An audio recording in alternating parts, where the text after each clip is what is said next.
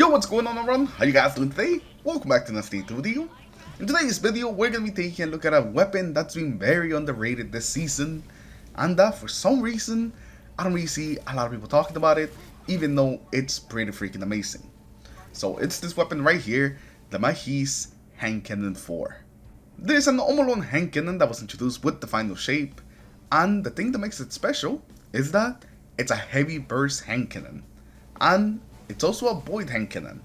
Before this hand cannon, there wasn't really that many good PvE void hand cannons, but now this thing is here to fix that.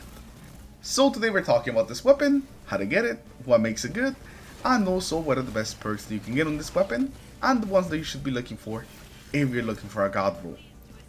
So let's get into it, let's not waste any more time, and let's start off with how to actually get this weapon. And this is the most heartbreaking part of this weapon. I think the reason why we haven't really seen many people talk about it, it's because this weapon, it's a brand new weapon in the world drop pool. That means that you can't really focus it anywhere, you're just gonna have to get lucky with the random drops and hope that you get first this hand cannon and then that you get a good roll on the hand cannon. So you kind of have to get double lucky with this hand cannon, and that is the biggest downside of this hand cannon. Everything else about it is good, except for this one thing, which is that it's going to be a pretty hard hand cannon to get. The main two things that make this weapon stand out, and I think the reason that people might want to use it, is because it's a void hand cannon. Like I said, we don't really have that many void hand cannons, so this being a void hand cannon is probably going to make it probably the best void hand cannon, to be completely honest. And the other reason is that it's a heavy burst hand cannon. I actually heard a couple of people say that they deleted some of these hand cannons because they just kind of look like a normal hand cannon, but no, it's actually a 2-burst hand cannon, and it's a really stable one at that. This and the stasis hand cannon from the Pale Heart pretty much have taken over all my hand cannon usage in PvE. The heavy burst hand cannons just feel so good, and both this and the Pale Heart hand cannon both have really good perks. And actually, speaking about the perks, that's the next thing that we're going to be taking a look at. Let's take a look at some of the perks that this thing can roll. So like always, we're going to be starting off with the barrel and working our way to the trade perks. This one is more of a PvE hand cannon. It does have like some crucible perks that you can use, but I would definitely just recommend this one for PvE. So we're not really going to spend too much time on the barrel and the mag. Most of the time it's going to be spent on the trade perks. But let's get into it, and this is what we have for the barrels. We have Arrowhead Break, Chamber Compensator, Corkscrew Rifling, Extended Barrel, Fluted Barrel, Full Bore, Hammerforged Rifling, Polygonal Rifling, and lastly Small Bore. For PvE, the barrel is not really gonna matter. You can pretty much choose any barrel. But for Crucible, if you do actually end up taking this into the Crucible, I would recommend for something that gives you both stability and handling, like the Fluted Barrel. These things already have tons of range, so you don't really have to focus range, like in some of the other hand cannons. Now for the magazine, we have Accurized Rounds, Appended Mag, Tac Mag, Extended Mag, Steady Rounds, Alloy Magazine, and lastly Fed Mag Wall. For Crucible, Accurized Rounds are it, and for PvE, you could go with Appended, Tac Mag, or Extended Mag. I think all of these are going to be pretty good. Extended Mag gives you the biggest increase to your mag. Appended Mag is kind of like the middle ground, where you still get a lot of mag, but you don't lose any reload speed. And then with Tac Mag, you get a bit of stability, you get some reload speed, and you get a bit of magazine. But you don't really get a whole lot. You get like 2 extra shots, while with Appended you get 4, and with Extended you get 6. But any of these are going to be pretty good. I typically just go with the safe option, which is Appended Mag. But since this is a random roll and kind of a hard to get weapon, any of those 3 will be pretty good. And now let's move on to those sweet trade perks, and let's start off with the first one. So this is the option we have for the first perk. We have Unrelenting, Light in Action, Pulse Monitor, Repulsor Brace, Rapid Hit, and Perpetual Motion.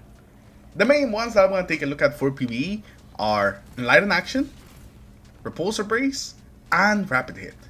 And let's start off with my favorite, Repulsor Brace. Repulsor Brace is going to give us an overshield whenever we defeat a void debuff target. And this weapon can roll with destabilizing rounds. So the Repulsor Brace destabilizing round combo is possible in this weapon.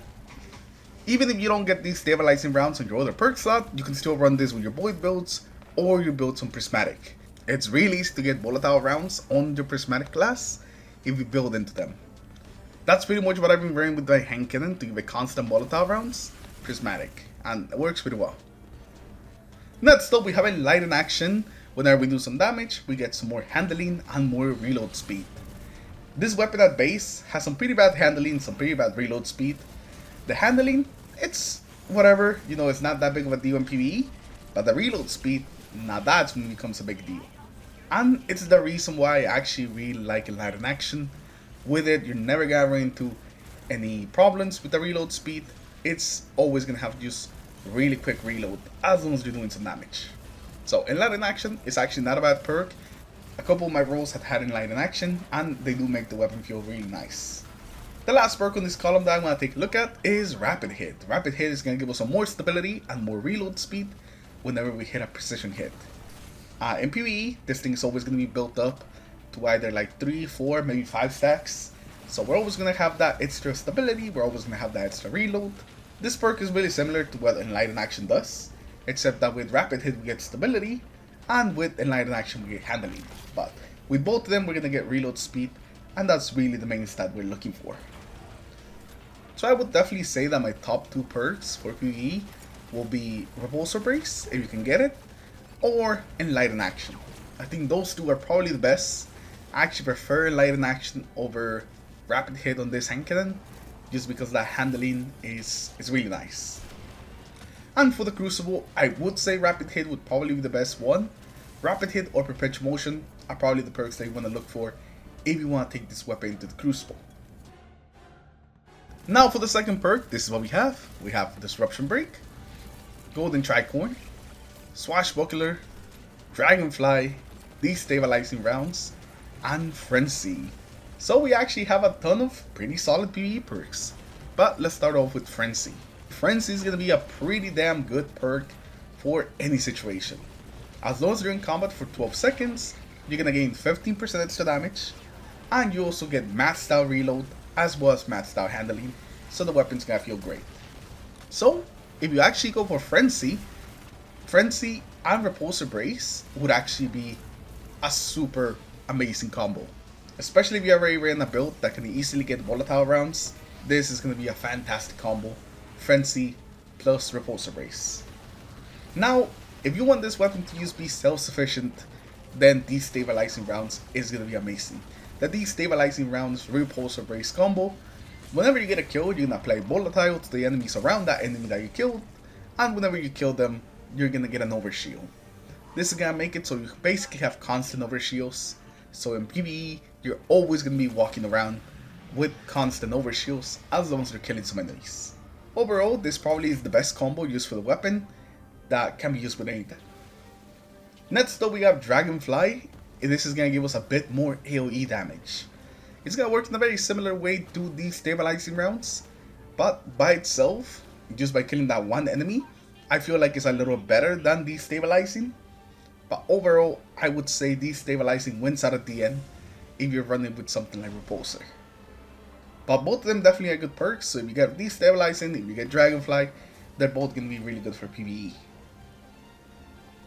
Now next up, let's move on to the 2 damage perks that this weapon can get. It can get Golden Tricorn, and it can get Swashbuckler. If you want to use the damage buff that you can use with no matter what you have, it's going to be Swashbuckler. Swashbuckler is what you want to go for. All it requires is melee kills or weapon kills, and you can proc it with no matter what you have.